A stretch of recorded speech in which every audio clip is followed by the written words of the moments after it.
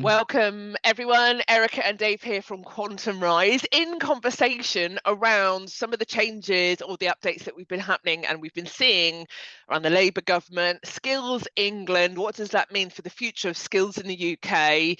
And we've been having lots of inquiries around what do we think is gonna change with the apprenticeship levy. So there's been some changes recently, the announcement of the Institute for Apprenticeships and Technical Education moving towards a new body called Skills England, and the Labour government kind of hinting towards some edits, amends and strategy changes for the apprenticeship levy. And we're just going to kind of spitball for a couple of minutes to give you our thoughts on what this is going to potentially mean. We don't have a crystal ball, but this is our educated view. So, Dave, lots of changes, even in the last couple of weeks since the Labour government came in. Lots of people kind of trying to forecast what this means. What do we think is going to change, or more importantly, is not going to change? What do you think? So I think for me, as you said, no crystal balls. I think what you can do is use the information we got to hand, and I think the manifesto gives a good indication of some of the thought process around what needs to happen. And as you mentioned, there's definitely a reform around, or potential reform around the apprenticeship levy. But what does that look like, as in sooner rather than later, is always the challenge of what that is. But there's a talk around it being more around growth and skills and being a growth and skills levy.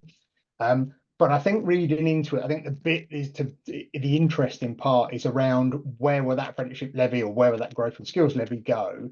And I think when you look at the kind of like the word in the language that Labour have used in and around kickstarting economic growth, creating economic stability, looking at the skills generation, you're talking about areas such as kind of automation, infrastructure, green skills, green energy, and real investment in that kind of future. And it could well be that that's where the growth and skills levy will open up the door to that kind of area, rather than it being specifically around all things for all apprenticeships. And I think that really is going to be the one to watch and see what's going on for the future. Yeah, I think that kind of sector focus is a really interesting view, just like how the Welsh government have pretty much always done the funding over there, whereas the apprenticeship levy in England, we know, has just been open for employers to spend on anything, and there's been criticism more around degree and master's apprenticeships and leadership and management, as opposed to those perhaps STEM skills that people would have preferred: engineering, math, cybersecurity. There's a lot going on around AI, for example, data, that kind of stuff. I've certainly had a number of large employers ask me if our leadership and management programs, do they think we could put that through the levy, for example? We're a commercial training provider, we're not on the register. I think that's probably a bit of an ask too much at the moment. There's still going to have to be the audit requirements, whether that's ESFA or Ofsted or something, right? How far do you think it's going to go in terms of flexibility? So I think there's some key things. From my view, an apprenticeship wouldn't be an apprenticeship. However, it's badged up. An apprenticeship is around that kind of a paid job, which is around learning, skills, and experience. So that won't change necessarily from an apprenticeship point of view. And although they might change from an apprenticeship levy to a growth and skills levy, it will be around the vital skills and knowledge which is required.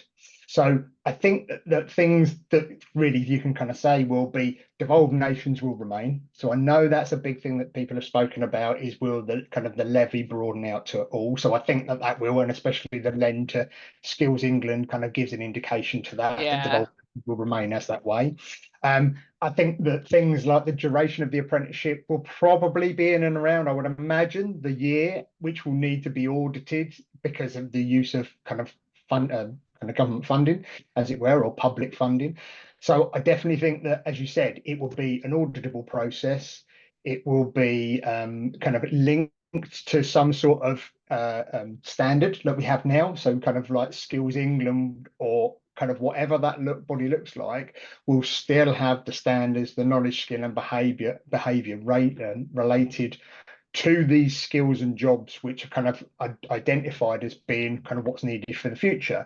So I think the element around leadership management, specific kind of employer sector skills, kind of around kind of, I know we've spoken about very much is IT, the future around AI and the areas like that. They will still be in place. That kind of those sector elements will still be in place, but I don't believe that they will be kind of narrowed to a kind of, well, do it a 6 or 12-week program just to develop leadership skills. The levy will still remain around a kind of more of a traditional, but I think there is the view that it is inaccessible. So some of the red tape might change in future to make it a little bit less kind of funky as a levy, Yeah. accessible levy. So.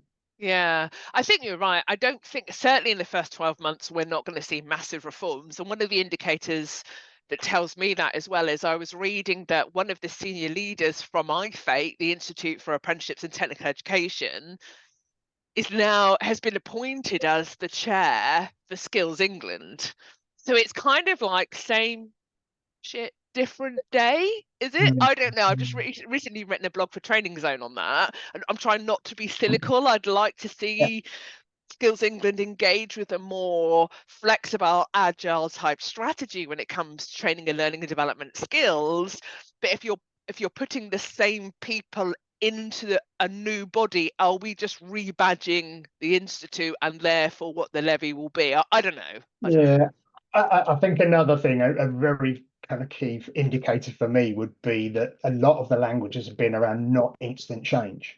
There was, when you kind of see, although the positioning of Labour was around change, it was long-term change. It was Yeah, around 5 years. So for that purpose, exactly as you said, you don't kind of throw the baby out the bathwater. You kind of then look to see, this is what we've got. It doesn't work. It isn't the way we would like to see it being utilised, but we need to keep some sort of normality in that for yeah, the short period of time. And I think even yesterday's announcements from Rachel Reeves talking around kind of like the budgetary kind of elements, the challenges that they're proclaiming that they're going to be facing currently, I think that will be the focus. It's kind of, I don't believe that they will then go and look to change other areas significantly when they've got some fundamental things that they need to resolve. And I think this all goes back to that thing of the change isn't immediate, it's going to be a longer period of time. So I think the for those asking how the kind of apprenticeship will change in the years to come, I believe it will. There will be some change. I think there's been noise around that. There's been noise around, as I said,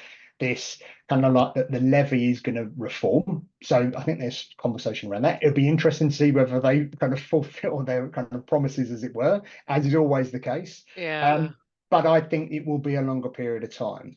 yeah, And I think it's important to kind of remember what an apprenticeship is and does, and to kind of maintain that. So I think from an employer's perspective, what can they still be doing is recognizing the capability gaps within their own teams, and then kind of looking at that to see how an apprenticeship, because the standards are there, how an apprenticeship standard can support and invest in that approach currently, because that is the way forward for the time yeah, being. And you could be, if you're delaying, you could be delaying 4 or 5 years. And as we know from our experience kind of with dealing with kind of employers, is that an apprenticeship isn't a quick fix. It's not the silver bullet, as in you can introduce an apprenticeship and 6 months later you've got all the skills. It's a longer process. That skill and experience element, which is what an apprenticeship is about, takes time. It isn't an instant fix.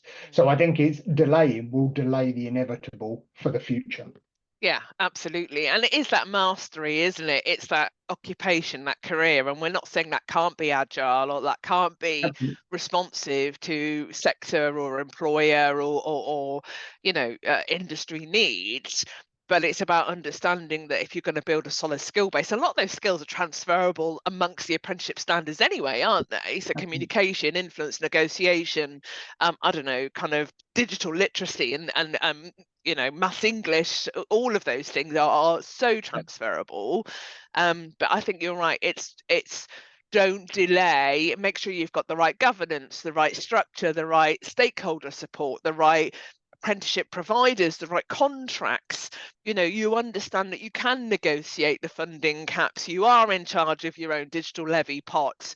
I think it's that stuff to get into for employers, as opposed to I'm just going to sit and hope that the levy becomes something that it probably won't ever become, and then we've just wasted a bunch of time and not upskilled when we should have done. So I think that's a good point.